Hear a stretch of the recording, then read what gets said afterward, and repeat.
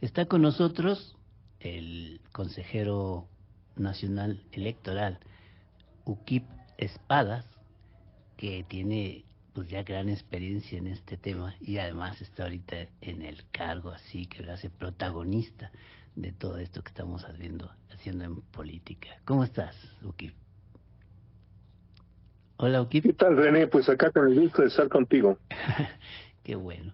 Pues le estaba contando que que hay una iniciativa, si esa es la palabra, de hacer no sé si también le llaman reforma electoral, o nomás es una iniciativa de cambios electorales, pero lo que creo es que, No, a ver, sí, te escucho, sí, dime. no, una iniciativa es un documento formal ¿Mm? en donde se plantea con precisión el establecimiento de normas, la modificación de estas. ¿Mm? No hay por lo pronto una iniciativa de reforma electoral. ¿Mm? Hay una intención de reforma electoral por parte de Presidencia que se tradujo en la formación de una comisión presidencial para la reforma electoral. Eso es lo que tenemos en este momento. Muy bien, pues que es más técnico eso, sí, porque iniciativa es de donde inicia, ¿no? Pero en este caso, claro que hay una técnica para hablar de estos asuntos. Y mira, yo quisiera hacer primero una reflexión antes de que entremos de lleno. Y es que uno entiende que cuando hay una organización política que hace una propuesta, normalmente hace la propuesta que vive internamente, o sea, lo que hace en casa propone que se haga fuera de casa o algo así.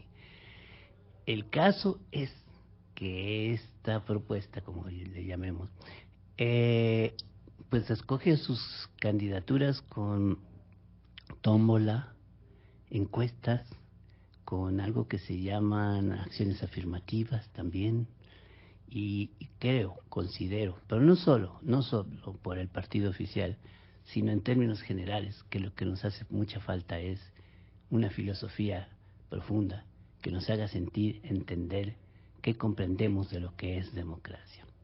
Lo más fácil y lo que nos enseñan en la escuela tan sencillo como que democracia es el gobierno del pueblo para el pueblo, pero la pregunta es cómo se estructura eso. Quien está en la voz se dice que una democracia es una propuesta de vida colectiva, una propuesta de convivencia en el que las políticas públicas expresan la voluntad ciudadana. Y entonces me viene esa pregunta, ¿cómo nos estructuramos para que la voluntad ciudadana esté presente en los órganos de gobierno? Entonces, ¿tú qué me puedes decir a esto? Bueno, a ver, el problema de traducir voluntades colectivas en normas específicas y en prácticas de gobernabilidad viables, pues es un problema muy viejo. Esto se ha traducido en distintas formas de gobierno, en distintos arreglos en torno al poder del Estado. En el caso mexicano tenemos un modelo clásico de división de poderes en ejecutivo, legislativo y judicial, en donde en la actualidad los tres poderes son designados por votación popular. Ahora bien, como en cualquier sistema, la votación popular es un elemento básico de la legitimación política que no agota en los elementos de la representatividad, es decir, el contacto entre electos y representados, la dinámica como los intereses de los representados llegan a las cámaras, pues esto es muy variable. Una parte depende de la forma como se estructura formalmente el Estado, y otra de las maneras prácticas y concretas como el ejercicio de este poder tiene lugar. Y bueno, eso es parte de lo que está en discusión en este momento, cómo vamos a elegir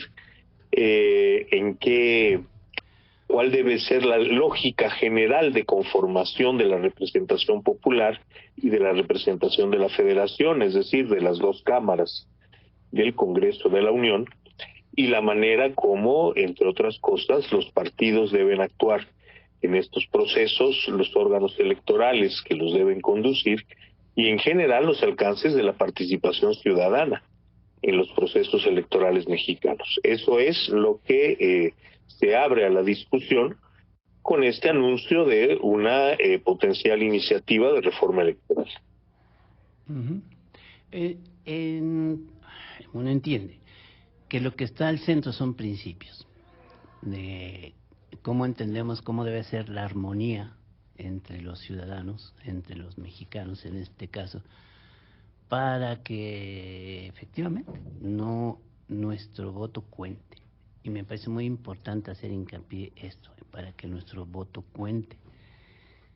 Porque hay modelos, como el que dicen que se está proponiendo, que es el de quitar los llamados diputados mal dichos de partido, bien dicho diría yo de plurinominales, porque todos los diputados son de partido, con excepción de los que salen por la vía que no están postulados por un partido, desde luego, lo que le llaman candidatos independientes. Pero me parece que lo mejor, es mi opinión, que lo idóneo es que todo voto termine contando. Se maneja mucho así como que lo que el pueblo es el que manda. Me gusta mucho una opinión que dio don Olof Palme, al que admiro mucho, que decía: no se manda obedeciendo, no se gobierna obedeciendo, se gobierna coincidiendo. Y lo que hay que buscar constantemente en una campaña es que exista una identificación entre la propuesta que viene de un candidato o de partido y la identificación que tienen los ciudadanos al cruzar o al darle su voto con palomeo, como sea. ¿Y tú cuál es tu opinión sobre esta idea de que hay que eliminar los llamados plurinominales? No, a ver, a mí me parece que la representación proporcional en un país de la complejidad social y de la diversidad del nuestro es una condición necesaria para una democracia plena. Esto es, somos 130 millones de personas dispersos en casi 2 millones de kilómetros cuadrados, con muchas condiciones particulares de vida y con una amplia diversidad de visiones de la perspectiva de México en el mundo y en el tiempo. Este conjunto de visiones, de perspectivas, de experiencias de vida, no se puede reducir a pequeñas mayorías logradas en distritos electorales. Esto históricamente ha sido superado porque este sistema, el sistema de mayoría relativa, excluye necesariamente a una proporción muy amplia de la población. Es por eso que en muchos países desde hace un siglo más, de hecho, se experimenta o se han puesto a la práctica en realidad mecanismos que garantizan que los partidos políticos tengan una representación cameral semejante a su proporción de votos, es decir, semejante a su presencia social. Esta es la razón de existir de la representación proporcional. En nuestro país se vota, como en muchos países, a través de listas plurinominales. De hecho, no estoy seguro de que en algún otro país no se vote por listas plurinominales. ¿Qué nos permiten las listas plurinominales? Pues en primera instancia que observar cómo cada partido ofrece al electorado opciones de legisladores diferentes, de personas que suscriben programas políticos, proyectos legislativos y que someten sus candidaturas a votación del conjunto de la población en áreas muy grandes que no son los distritos uninominales, sino en este caso las circunscripciones plurinominales.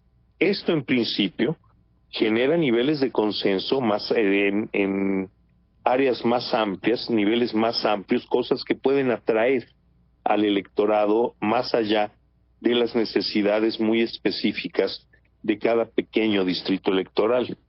Esto es así en el diseño de las listas plurinominales por definición, que sin embargo en nuestro país se ha visto obstruido porque diputados de mayoría relativa y diputados de representación proporcional se votan en una misma boleta, de forma tal que para la mayoría de las personas no resulta claro que además de la persona por la que están votando en la competencia distrital que está haciendo campaña todos los días, también están votando por listas de representantes postulados por partidos políticos que enarbolan una plataforma electoral partidista y que resultarán electos diputadas y diputados en la proporción de votos que cada partido reciba.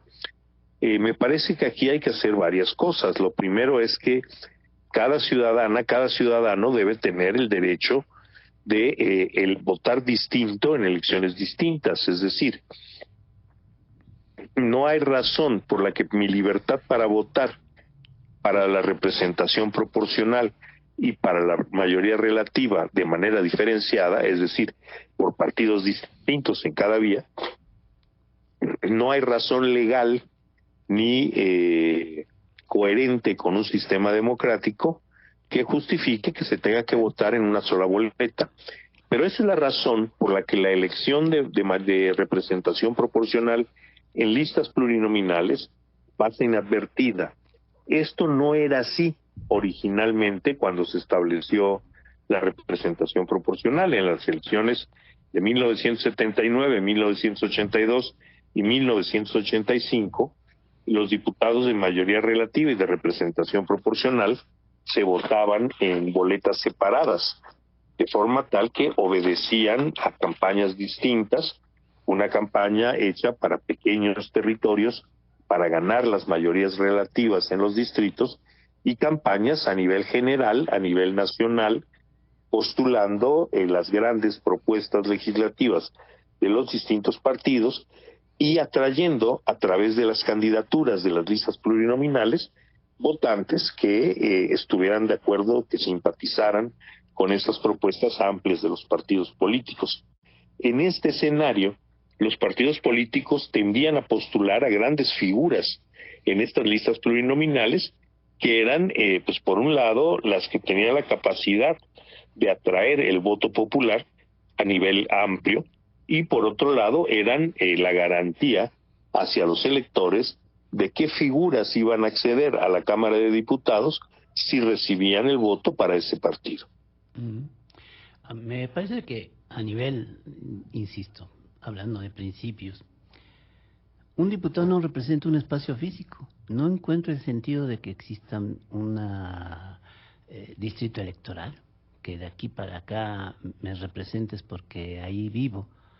Lo he dicho varias ocasiones, si un diputado de Mexicali coincide conmigo, pues me representa. Si no coincide conmigo, pues no me representa. Igual, si mi vecino es diputado y yo no estoy de acuerdo con lo que él propone, pues no me representa, aunque le diga buenos días vecino, ¿no? La representación no va en función de dónde vives, sino qué propuesta tienes de nación y qué tan de acuerdo estoy con ello. A mí me parece que es cuestión de principios, no solamente de ser práctico. Me gustaría tu opinión. ¿Sí, me oye? Hola, René, no te oigo. Oye, dice, es que, perdóname, sí, es que dice que se oye mal mi voz. ¿Tú, sí?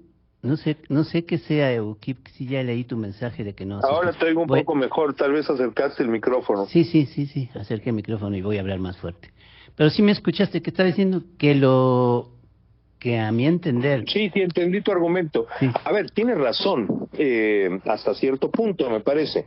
Por un lado, hay que ver históricamente la manera más práctica, la única manera de practicar elecciones era realizarlas en torno a pequeños territorios. Un sistema como el de representación proporcional técnicamente tenía enormes dificultades para realizarse cuando empezaron a desarrollarse las elecciones por voto universal. La otra parte es que si bien la gran identificación de los electores, especialmente para efectos de proyectos nacionales, como son los que se reflejan en el Congreso de la Unión, es efectivamente una identificación transversal que no está vinculada al territorio. También hay que reconocer que hay demandas concretas que sí están vinculadas al territorio. Por ponerte un ejemplo, a la hora de los impuestos, las necesidades de la población en zona fronteriza no son las mismas de las necesidades de la población en otras zonas del país. Lo mismo podemos decir en relación con el acceso al agua, que también está regulada a nivel federal, o con otra serie de cosas. Es decir, si bien la gran identificación se da con proyectos nacionales, tampoco podemos despreciar cierta identificación local.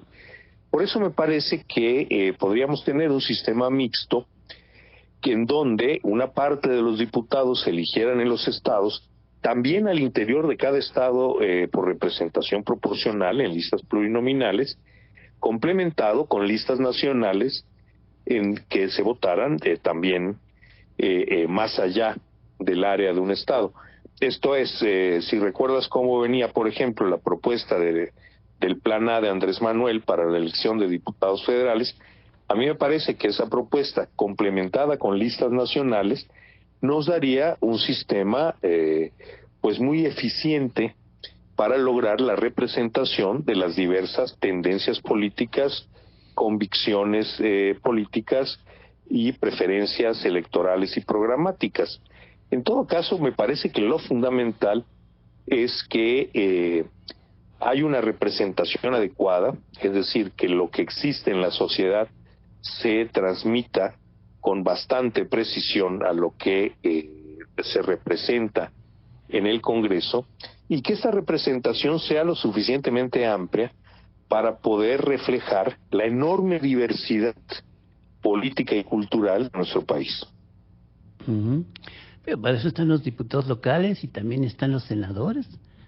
Los senadores son los que representan el federalismo, algo que, cuidado, está en peligro cuando quieren quitar también las llamadas OPLE, los organismos políticos locales electorales. Sí, efectivamente, existen diferentes niveles de representación en donde en principio tienen que canalizarse las distintas demandas, las distintas necesidades, y en donde se articulan las distintas capacidades de gobierno. Esto es, a nivel municipal, a nivel local y a nivel federal tenemos distintas necesidades, distintos puntos de convergencia, distintas articulaciones políticas y efectivamente distintos órganos del Estado que atienden a cada una de estas esferas. No se puede pretender que que el Congreso de la Unión refleje y resuelva la enorme cantidad de problemas y diversidad local que tenemos en nuestro país. Sí, por eso te digo que me parece que es un riesgo y es centralismo y contradictorio por lo mismo que quieran quitar los órganos electorales de los estados, porque pues tenemos un pacto federal. Ya me pareció a mí violatorio en su momento que el IFE pasara a ser el INE. Pero esto me da lugar a una pregunta interesante. ¿Tú sientes que son... Bueno, vamos viendo. Esa es una discusión que está abierta desde hace rato. Habrá que ver cómo evoluciona y qué planteamientos específicos hay. A mí en principio me parece que más allá de una capacidad federal de los estados, la existencia de órganos electorales estatales permite un mejor conocimiento de las particularidades políticas y sociales que hay que conocer para llevar a cabo una elección adecuada, una elección con la capacidad de llegar a cada rincón de cada estado y recibir la votación de la ciudadanía en cada punto. Es para esto, me parece, los órganos locales tienen una capacidad y una experiencia que el INE por sí mismo no tiene. Pues sí, y además insisto mucho, tenemos un pacto federal, tenemos los estados son soberanos y nomás que estamos reunidos por las coincidencias que se dan en ese llamado pacto federal. Pero además también no se mueve mucho el costo. Dicen que tenemos una de las elecciones más caras del mundo. No sé si sea qué tan cierto sea, pero de que sí están altas, ¿no? Yo diría... No, no es cierto. A ver, Bueno, el INE tiene más... Sí, dime, perdón. Sí, dime, ok, te interrumpí, perdón. No, perdón, a ver, el INE tiene obligaciones que otros órganos electorales del mundo no tienen. Tan solo la expedición de la credencial para votar, que por muchos años ha sido la única identificación general de todos los mexicanos, esto absorbe una proporción muy importante de el gasto del Instituto Electoral. También hay que decir que somos un país muy grande. No podemos colocar en el país más de 170,000 casillas y que esto no tenga un costo significativo.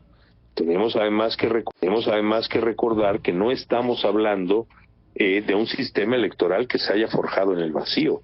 Muchas de las obligaciones que tiene el INE derivan de soluciones a problemas electorales que fuimos arrastrando a lo largo de décadas.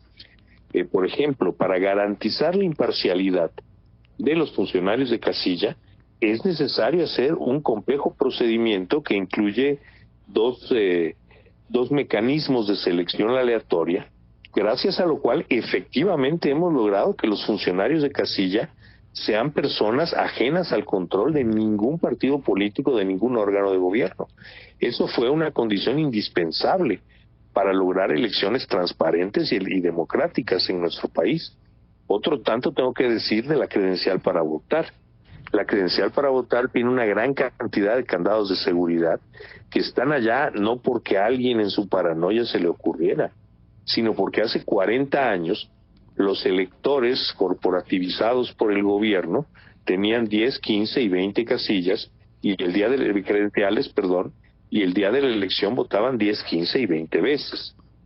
Entonces, tenemos un sistema electoral que abarca muchas cosas, que es muy sofisticado y complejo, y que todo esto responde a necesidades concretas para garantizar que lo que se deposita en las urnas, las boletas que llegan a las urnas, sean efectivamente las que determinan quién resulta electo y quién no.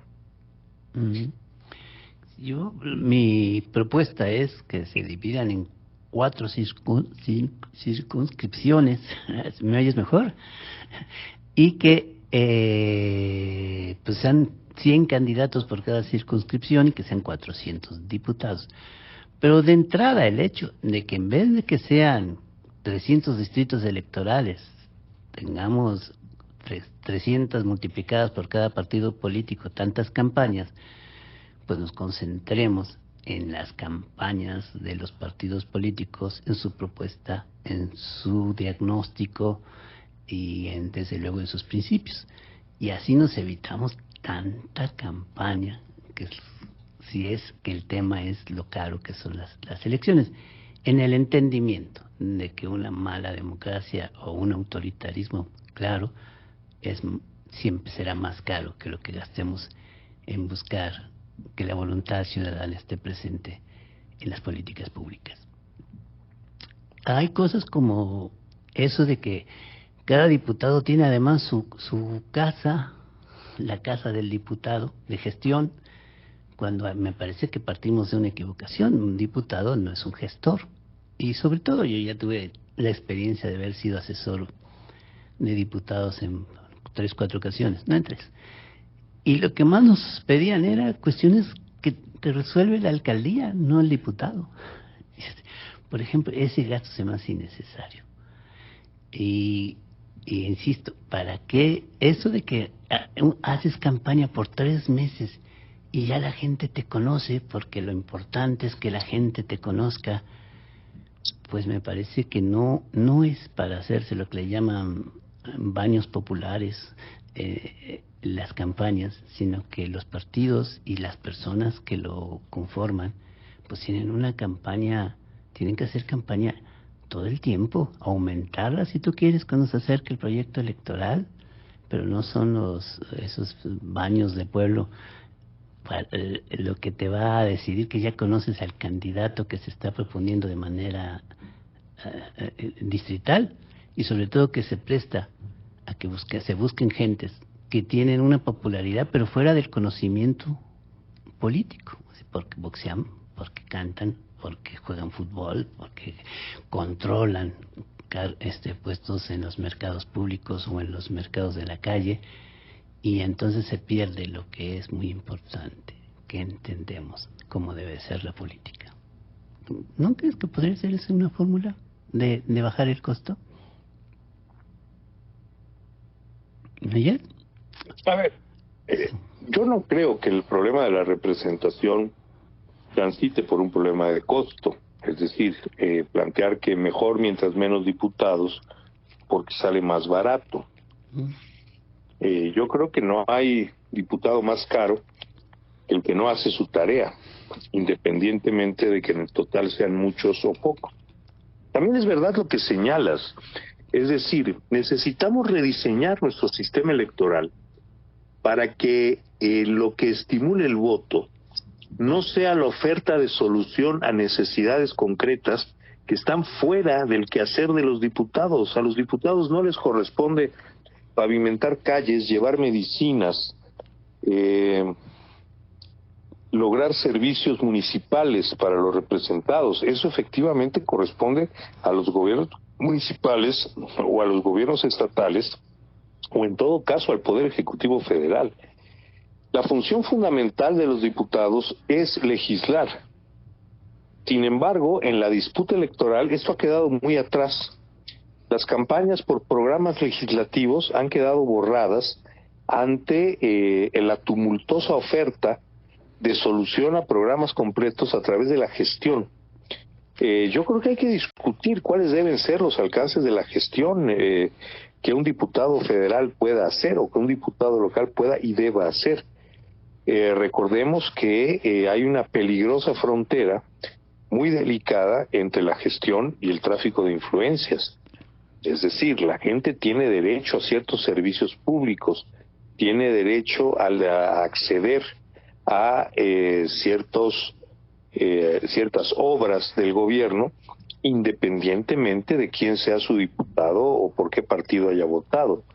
Me parece que necesitamos fortalecer nuestra institucionalidad en materia de servicios públicos para que estos no puedan llegar a ser objeto de mercadeo en las campañas electorales, especialmente en las del Poder Legislativo. Necesitamos que las campañas legislativas sean eso, para lo cual necesitamos antes trabajar mucho en la cultura cívica del país, en la formación de ciudadanía, para que los ciudadanos finalmente entiendan la diferencia que hay entre un regidor, un presidente municipal, un diputado o un senador. Por cierto que esta ferocidad en las campañas locales y su concurrencia no ayuda a que la gente sepa distinguir entre una cosa y otra. Pues sí, tampoco porque un partido sí, porque otro partido no. Se habla mucho del neoliberalismo, pero considero que la mayor parte de la gente no entiende en qué consiste el neoliberalismo. Lo digo porque cuando uno escribe te están mandando todo este tipo de respuestas, y considero que pues debemos concentrarnos más en tener una explicación política, filosófica de lo que deseamos, porque estamos cayendo en francamente muchas incongruencias. A mí me parece, y nos parece que nos vamos a salir un tanto del tema de lo que es esta propuesta electoral, pero sí abundar más sobre un cambio todavía de más fondo. Vivimos en un presidencialismo muy concentrado. Esto es prácticamente una monarquía sexenada que vivimos en México. ¿No crees que podría pensarse también en un modelo, por lo menos semiparlamentario? Yo estaría por el parlamentario, pero en la vida no puede ser capricho, ¿de acuerdo? Pero un modelo menos concentrado en el Poder Ejecutivo, ¿te parece? Bueno, a ver, esa es una propuesta que está hace décadas. Yo la he defendido por más de 20 años. Es decir, en muchos momentos de la historia reciente se ha buscado, lo primero que recuerdo es con el gobierno de Fox, mecanismos para que una minoría electoral pueda gobernar como si fuera una mayoría electoral. Y eso me parece que es indebido. En ese sentido, el parlamentarismo es una solución. solo puede gobernar quien logre el apoyo mayoritario de la representación popular en un parlamentarismo. Esto significa que hay dificultades, a veces fuertes, para conformar un gobierno. Tener mayoría simple de votos no basta. Hay que lograr una mayoría absoluta a través de la representación popular. Pero cuando esto se hace, tiende a generar gobiernos muy estables. Pensemos en el primer gobierno de Angela Merkel, que pactó con sus principales adversarios electorales, con el Partido Socialdemócrata, y así pudo gobernar su primer periodo. Esto además significa abrirnos a una realidad evidente, y es que el país contiene a una diversidad de corrientes políticas que van a sobrevivir derrotas electorales coyunturales. Necesitamos un régimen político que permita articular en torno a programas concretos de gobierno, a fuerzas políticas que en general pueden disentir, pero que tienen la capacidad de articular esfuerzos comunes para periodos gubernamentales, independientemente de que sus grandes diferencias políticas continuarán en el tiempo. Eso se alimenta con los regímenes parlamentarios y los gobiernos de coalición, es decir, gobiernos que no pueden desarrollar totalmente sus particulares propuestas porque no son una mayoría de la sociedad, pero que aliados con otras fuerzas políticas, logrando esa mayoría dentro de la sociedad, pueden avanzar en el sentido de sus propias propuestas, si bien se aplaza su logro completo en el tiempo, hasta en tanto tengan una mayoría social.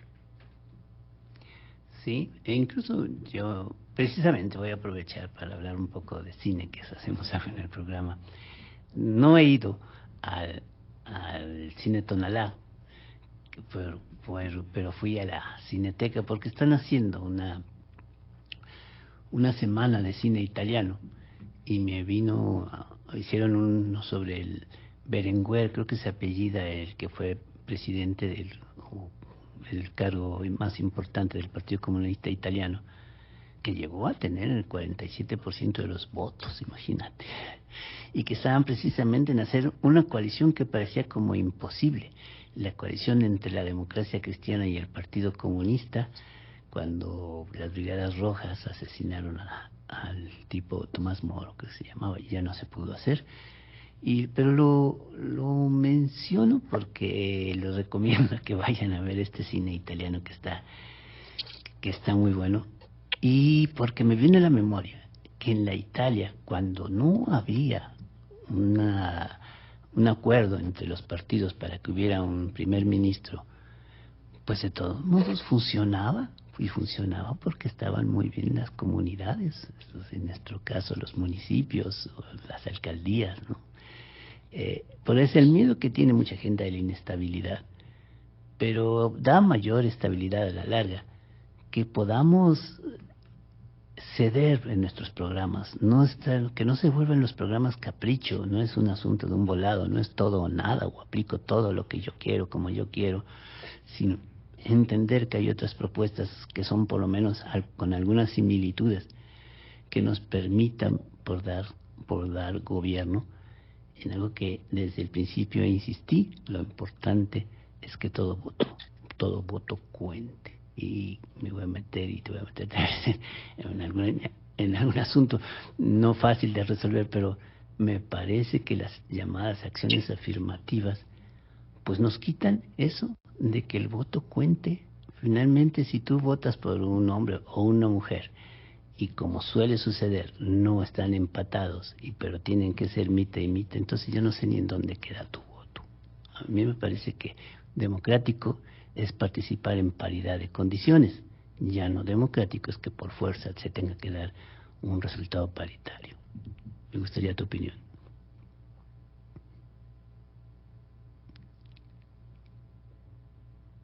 Hola. Sí. ¿Sí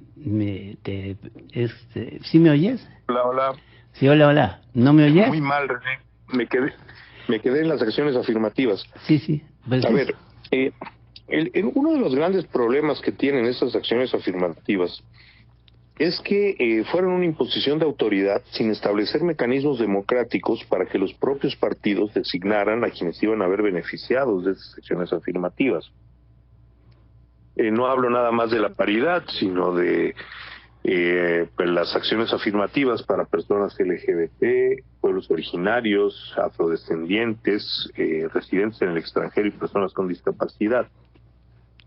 Hay una creencia de que la representación política se debe de dar no por la voluntad de quien vota, sino por la identidad entre personas al margen de su voluntad. Es decir, de acuerdo con los criterios del INE y del Poder Judicial, que fueron quienes impusieron estas acciones afirmativas, a ti no te representan las personas que se parecen a ti, las personas por las que tú votas. Te representan las personas por las que se parecen a ti de acuerdo a sus propios criterios. Es decir, si una persona gay en su distrito vota, habiendo un candidato gay, vota por un candidato heterosexual, porque es quien representa los intereses políticos que él defiende, cuando el Congreso quede totalmente electo, de acuerdo con el tribunal, a esta persona gay no la va a representar aquel por quien votó, sino las personas LGBT que hayan accedido por cuota al Congreso. Me parece que esto es una suposición de que México es una sociedad estamentaria que no se corresponde con la realidad, por un lado, pero que por otro lado imprime un criterio profundamente autoritario y antidemocrático. En democracia, cada quien elige por quién hacerse representar. Dentro de este modelo, la representación política sería ajena a la voluntad del elector. Y eso me parece profundamente retrógrado. Esto nos remitiría a sociedades estamentales, donde efectivamente cada quien se representa a través de un estamento, independientemente de su personal voluntad. Creo que tenemos que tener mucho cuidado con esto. Hablaba con el ex consejero local, con González Martínez, el ejemplo de que si me dices, bueno, si un partido propone a un hombre originario o mujer de pueblo originario, esa persona no representa su comunidad, representa el entendimiento, el proyecto del partido que lo postuló. Vamos a pensar que es el PAN, por ejemplo. Y entonces, ¿dónde queda la cosmogonía de los pueblos de origen naturales, los pueblos indígenas, si estás postulado por un programa de partido que a lo mejor nada tiene que ver uno con lo otro? ¿No sería mejor que existieran partidos políticos que fueran de los pueblos originarios, formados por ellos y con propuestas de ellos, que nos hagan entender su cosmogonía? A mí me parece que sería lo más interesante, porque además creo que en cuestiones como las cuestiones como de ecología, ellos están muy muy avanzados. En fin, me gustaría que opines sobre eso. Mira, desde hace muchos años, desde que yo militaba en el PSUM, tal vez incluso desde el PC, pues los partidos de izquierda y poco a poco todos los partidos políticos tenían propuestas específicas para diversos sectores sociales y también para diversos segmentos de población vulnerable. Y en la historia legislativa de los partidos se pueden observar dos cosas. Primero, cómo personas de las más diversas características sí llegaban al Congreso antes de la existencia de las cuotas, y cómo esas personas venían vinculadas a organizaciones, a asociaciones que levantaban demandas específicas para muy distintos grupos, y que estas demandas eran respaldadas por partidos políticos. Esto es algo que hay que considerar.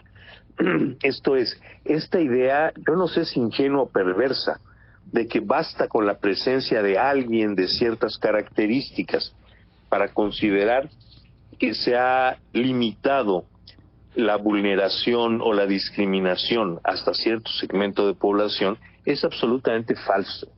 No ocurre así. Esto está estudiado. La realidad es que las cuotas no han aportado a la representación política de los grupos vulnerables. Eso es un hecho. Hay que explorar otras formas para lograr esa representación. Pero esas formas, por definición, para que sean útiles, para que sean reales, tienen que estar vinculadas a mecanismos democráticos de selección.